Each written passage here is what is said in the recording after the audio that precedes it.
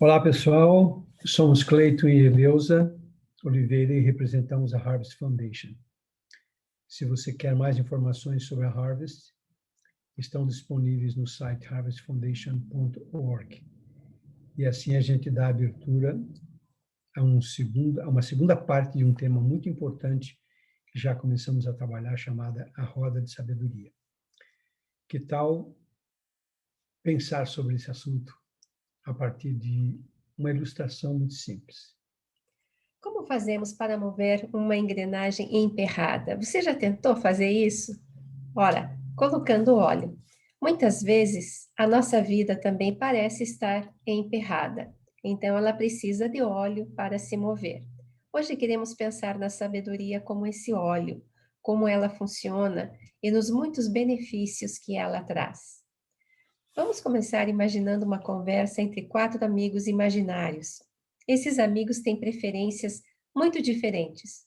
O primeiro deles poderia ser, digamos, um bodybuilder, que chega numa sala e diz: "Agora eu sou uma pessoa muito melhor.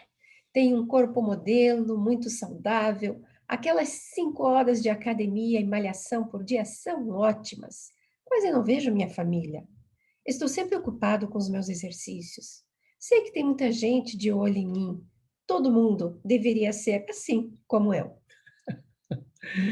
Ok, nesse momento entra outro amigo rindo, conversando com todos que passam por perto. E ele diz: Olha, eu tenho muitos amigos e nesse fim de semana estou planejando uma grande festa na minha casa e todos vocês são convidados. Não, eu não vou ter tempo para participar de outras atividades, por exemplo, estudo bíblico, mesmo na internet, eu agradeço, mas não vai dar. Talvez no Natal eu vá à igreja. E adivinha, semana que vem começa o festival de teatro e eu quero estar firme lá. E no final do mês eu já sei que vai ter uma coisa muito interessante aqui na cidade vizinha que chama a minha atenção e chama de vocês também, que é um food truck que atrai gente, além de tudo, tem uma comida deliciosa. Depois chega um terceiro amigo, mostrando inteligência superior. Impressionando as pessoas com conhecimento, ele diz: "Sabia que o Sol é 109 vezes maior do que a Terra? E a temperatura da sua superfície chega até ao número impressionante de 6.000 graus Celsius, mas no interior pode chegar a 13.000 graus Celsius. Todo mundo deveria ser inteligente como eu, e o mundo avançaria num nível mais elevado." Ele se acha o tal. Mas, finalmente, entra o quarto amigo, que abraçou o mais novo estilo de aparente espiritualidade. E diz, gente, dei um salto de qualidade na vida que vocês não imaginam. Qual foi? E esse salto, ele não foi só na minha espiritualidade, ele tocou as outras áreas. Então, eu só quero dar um testemunho aqui para vocês saberem. Saí de um carro 92 para um modelo 2022. Passo a maior parte do meu tempo com líderes de igrejas, líderes religiosos, gente influente na área espiritual. Sinto que as pessoas até têm inveja de mim, mas deixa para lá. Tenho uma rainha em casa, tenho 2 príncipes, uma princesa, e não posso negar que sou uma pessoa próspera, seria falsa modéstia. Foram só amigos imaginários. Embora eles aparentem algum movimento, a vida desses amigos está emperrada e precisa de óleo para ir em frente. Essas são caricaturas de tipos que encontramos todo dia. Quatro amigos que crescem desproporcionalmente em uma ou em poucas áreas. Depois de encontrá-los, temos boas razões para conversar sobre um tema muito importante: equilíbrio para o crescimento. Em comparação com a caricatura desses amigos, quando falamos sobre o crescimento de Jesus, nós já vimos que esse foi harmonioso e aconteceu em diferentes áreas, em todas as áreas da vida. Pergunta: onde está o desequilíbrio de cada um dos quatro amigos que nós ensinamos no começo dessa apresentação? Ora, o desequilíbrio está no exagero e na concentração de atividade em apenas uma ou em poucas áreas. Outra pergunta. Será que todos esses estilos podem caber numa única pessoa, mas de uma forma equilibrada? Claro que sim. Vamos ver como isso é possível, Cleiton. Ok, pensemos nessa questão ou nessa condição de equilíbrio. Se você quer crescer de forma equilibrada, precisa fazer isso intencionalmente, contando com a sabedoria e a ajuda de Deus para alcançar equilíbrio nas escolhas da vida. As escolhas são fundamentais e a gente as faz todos os dias e todas as horas. Essa é uma responsabilidade que cada um de nós tem. Mas as escrituras, elas nos ajudam nas nossas tomadas de decisão e nas nossas escolhas. E a propósito, o livro de Deuteronômio faz um alerta muito interessante sobre escolhas e recompensas. E lá no seu capítulo 30, nos versos 15 e 16, a palavra diz assim: vejam que hoje ponho diante de vocês vida e prosperidade, ou morte e destruição. Escolham. Pois hoje lhes ordeno que amem o Senhor, o seu Deus. Andem nos seus caminhos e guardem os seus mandamentos, seus decretos, suas ordenanças. Então vocês terão a vida e aumentarão em número. E o Senhor, o seu Deus, os abençoará, e a terra em que vocês estão entrando, para dela tomar posse, será uma terra abençoada, ou seja, uma terra de recompensas. Então, os israelitas que receberam essas palavras não podiam alegar ignorância dos mandamentos divinos. Esses mandamentos estavam bem na frente deles. Da mesma forma, nós que vivemos em lugares onde o evangelho é livremente anunciado, também podemos fazer escolhas que são instruídas pelas escrituras.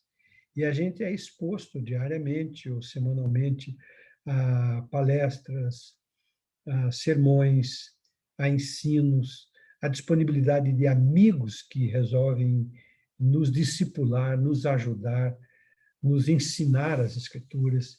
Então, estamos cercados de possibilidades. Não precisamos subir as alturas nem cruzar oceanos para aprender sobre essas escolhas. A instrução divina está perto de nós e somos responsáveis ao escolher nosso estilo de vida. Assim funciona o livre-arbítrio e a gente muitas vezes nem se dá conta disso.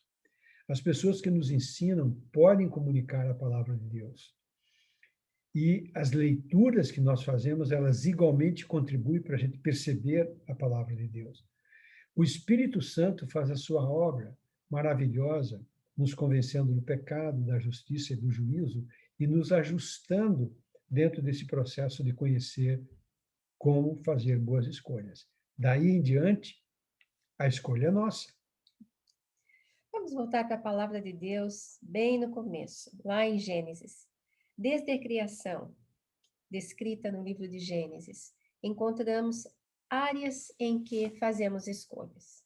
Assim como todas as cores derivam de apenas 3 cores primárias, e nós o convidamos agora a dar uma olhada no ambiente à sua volta e admirar as cores que você aprecia, ora, todas as cores derivam de apenas 3, que são o vermelho, o amarelo e o azul. Isso serve como uma analogia, uma comparação, porque também encontramos 3 áreas bem definidas no livro do Gênesis, a partir das quais todos os nossos outros relacionamentos se estabelecem. Vamos dar uma olhadinha? A primeira área é a área física, tem a ver com o mundo físico. E nós lemos em Gênesis 1:15 que diz: O Senhor Deus colocou o homem no jardim do Éden para cuidar dele e cultivá-lo. Uma tarefa bem precisa com recursos físicos que Deus disponibilizou para o ser humano, mas que precisavam ser cuidados. Uma segunda área, a área espiritual. E lemos em Gênesis 1:26a, que diz: Então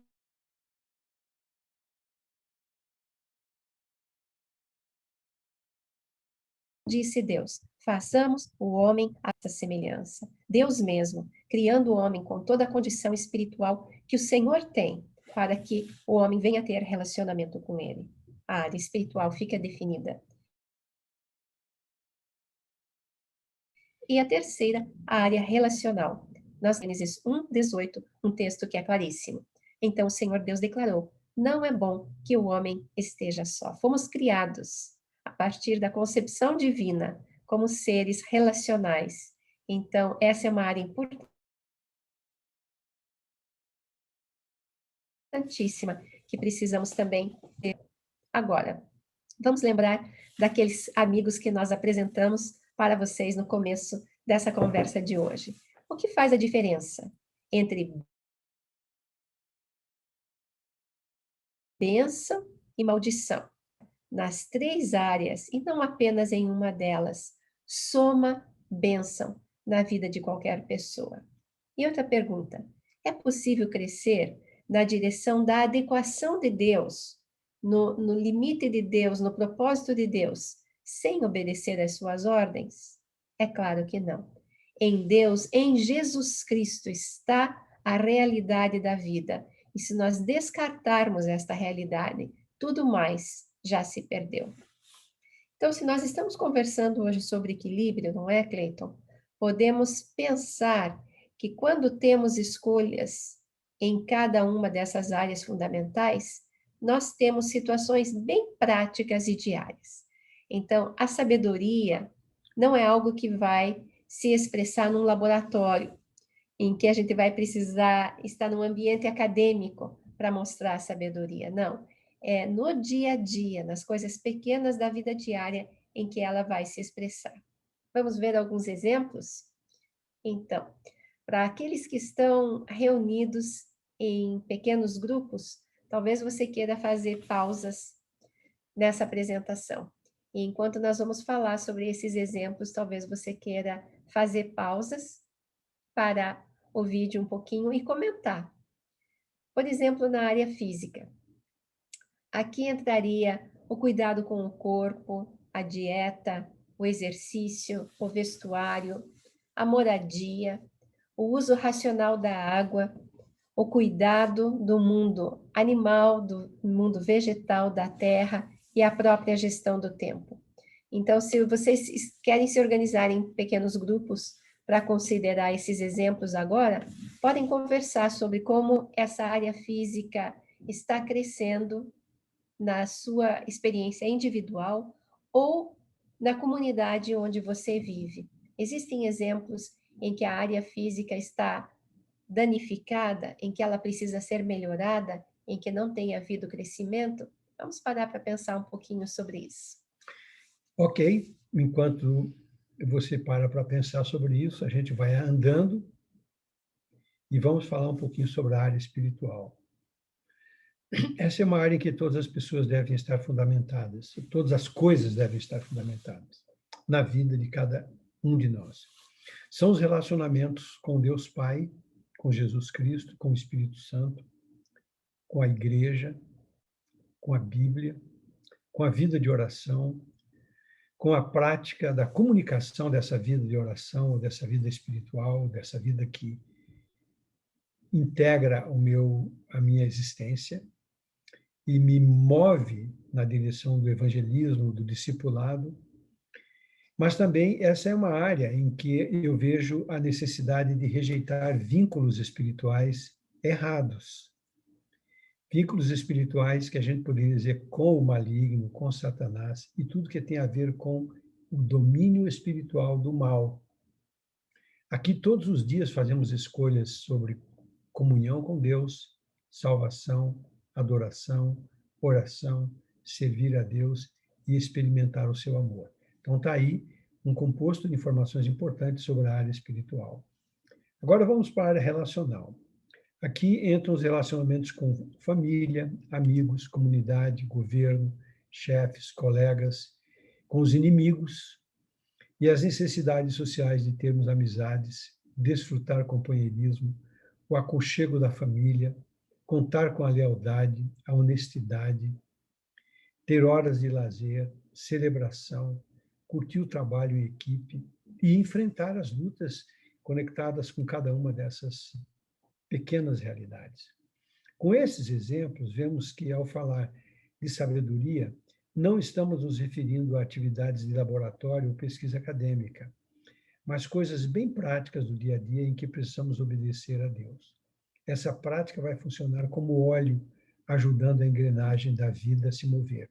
E veja bem, uma pessoa não precisa necessariamente ser cristã para ter uma vida sábia, porque a própria natureza coopera conosco para que a gente tenha um equilíbrio, mas invariavelmente o componente espiritual é determinante para você se aproximar de Deus e desfrutar da fonte suprema de sabedoria na sua vida, que é o próprio Deus.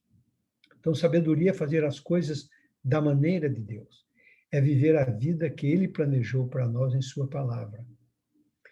E aqui eu faço uma pausa só para lembrar que Jeremias, capítulo 29, versículo 11 e 12, tem uma expressão que diz assim, o profeta se dirigindo ao povo em cativeiro, ele diz: eu sei que planos tenho para vocês, planos de paz e não de mal, para lhes dar um futuro e uma esperança.